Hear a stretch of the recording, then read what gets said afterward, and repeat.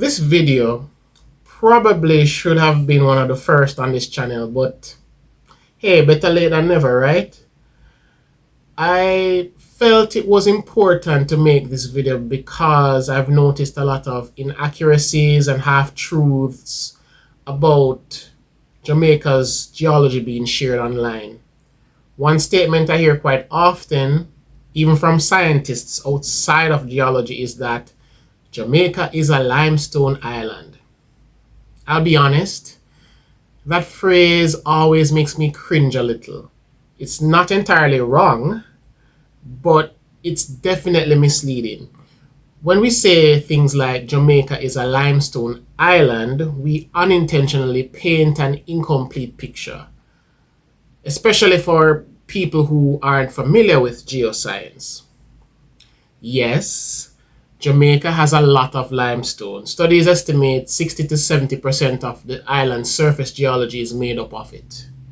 But that also means there's another 30 to 40% that isn't limestone. And that's where things get really interesting at times. Calling Jamaica just a limestone island oversimplifies and, in a way, robs it of its geological richness. I prefer to say Jamaica is predominantly limestone or Jamaica is mostly limestone. That phrasing leaves room for the rest of the island's complex and fascinating geology. Jamaica's geological history stretches back to the Cretaceous period. The island has been shaped by episodes of subduction, volcanism, rifting, marine transgressions, and they have formed our limestone deposits, and even tectonic uplift still occurs today. So with all that being said, stay tuned as we dive into Jamaica's dynamic and diverse geological story. A story that to me seems never ending, with new discoveries and scientific papers emerging all the time.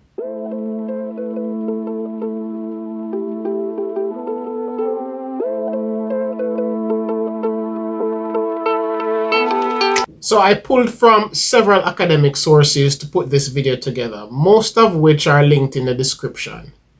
There are people like Professor Edward Robinson, Stephen K. Donovan, Trevor Jackson, and many others. But one name stands out above the rest: Professor Simon Mitchell. Anyone who studied geology at the University of the West Indies, Mona, within the last 2 decades or so will know that name, and probably had him as a lecturer too. His work has been foundational in shaping our understanding of Jamaica's geology, and his website, sfmgeology.com, is an excellent resource for anyone wanting to learn more about the island's geological history. So from formations to tectonic history, it's all there and explained in a clear and accessible way. All right, with that said, let's jump into the next segment.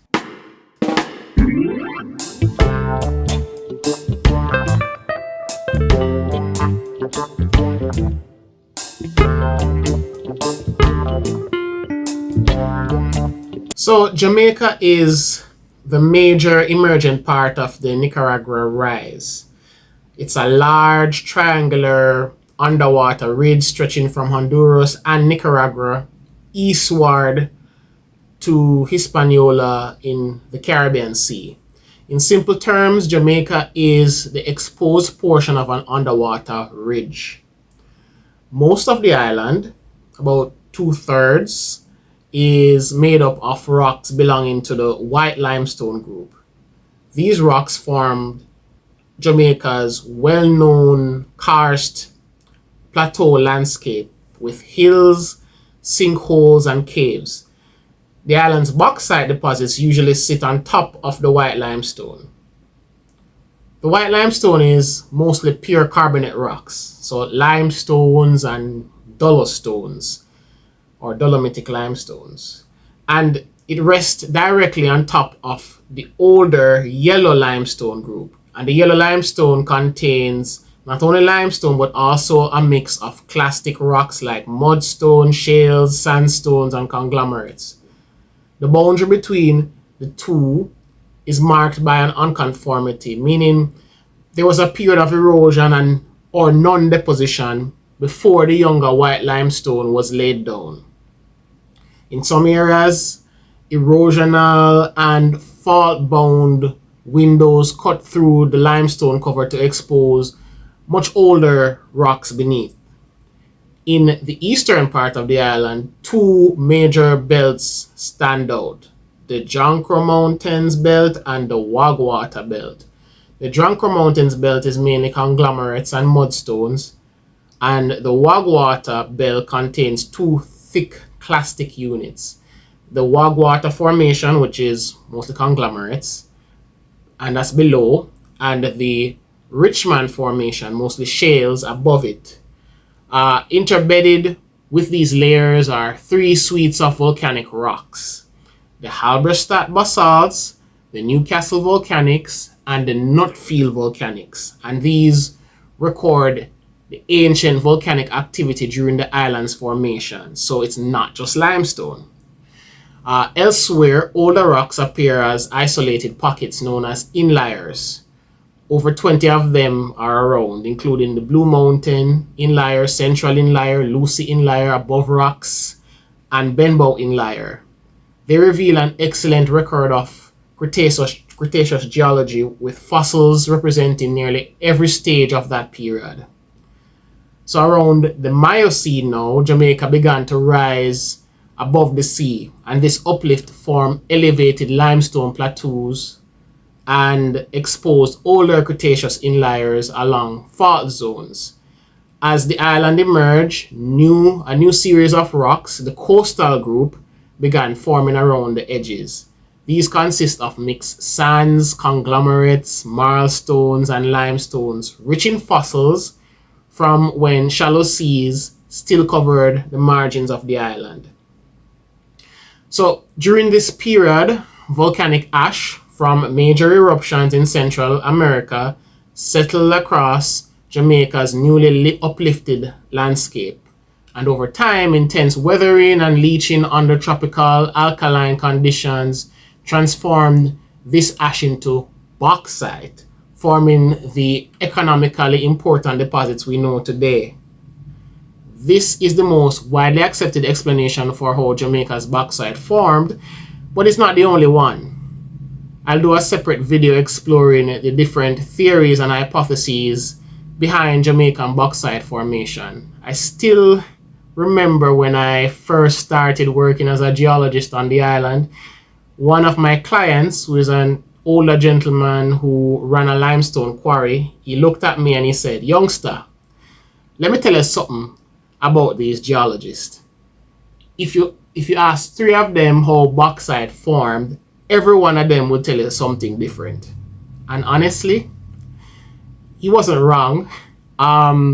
There's some truth to that, and we'll dive deeper in a future episode. So anyway, ongoing uplift and erosion also sculpted Jamaica's interior, carving valleys where red clays and conglomerates accumulated from the breakdown of older rocks and redistribution of bauxite. Along the coasts, rivers deposited thick layers of sandstone and conglomerates, forming broad alluvial plains that today support the towns, cities, and the agricultural regions. And notable examples include the Ligani Plain in Kingston and St. Andrew, the Pedro Plains in St. Elizabeth, the Vere Plain in Clarendon, the Georges Plain in Westmoreland, and the San Diego Plains along the Rio Cobre, the very ground on which Spanish Town is built.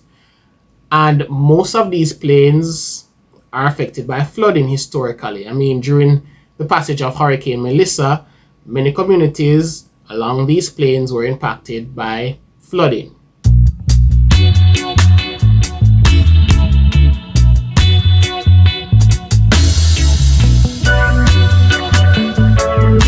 So I couldn't do an episode on Jamaica's geology without talking about earthquakes.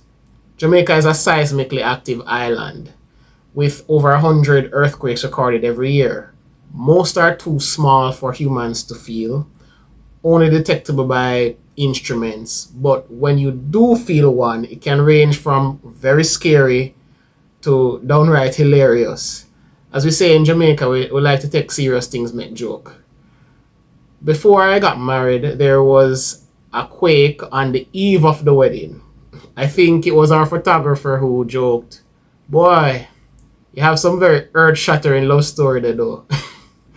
uh, there are also traditional stories and prophecies.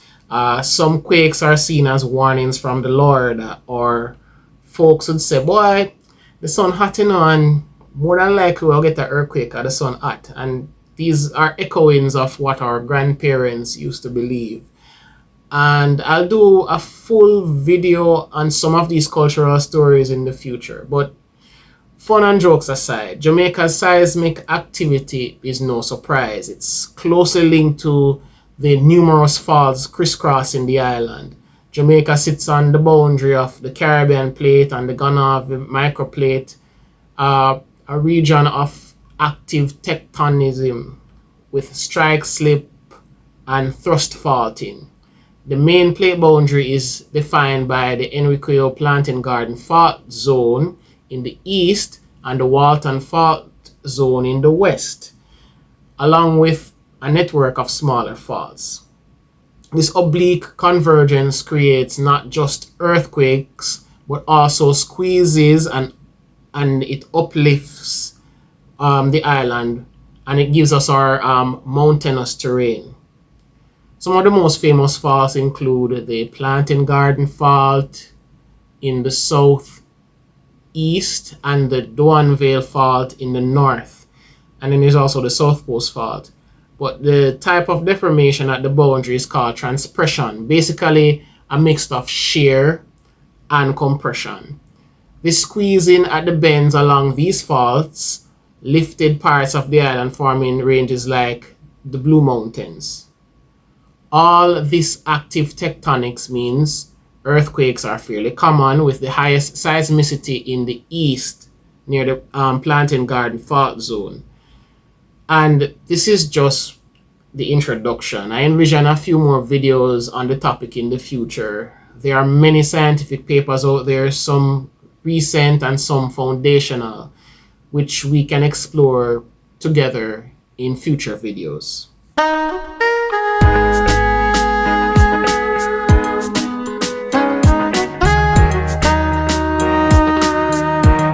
So, if I were to quickly sum up Jamaica's geological history, if someone wanted me to, it would be something like this. 1. Subduction and volcanism formed the island arc rocks. 2.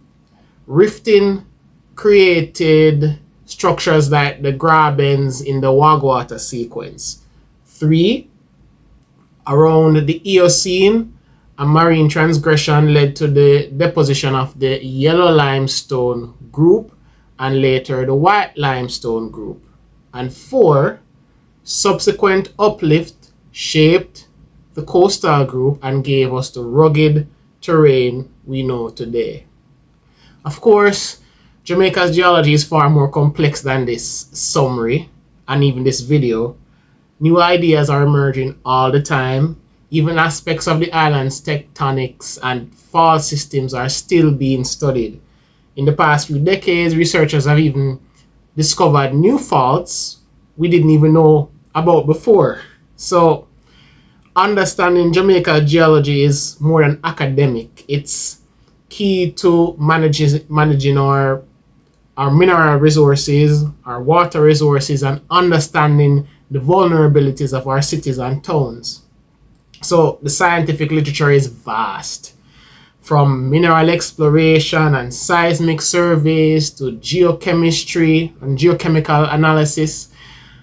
I'm familiar with some of it. I'm getting acquainted with a lot more, and occasionally there are areas I'm completely in the dark about. So That's why sometimes I bring guests on the channel to discuss new developments, especially things outside of my own expertise.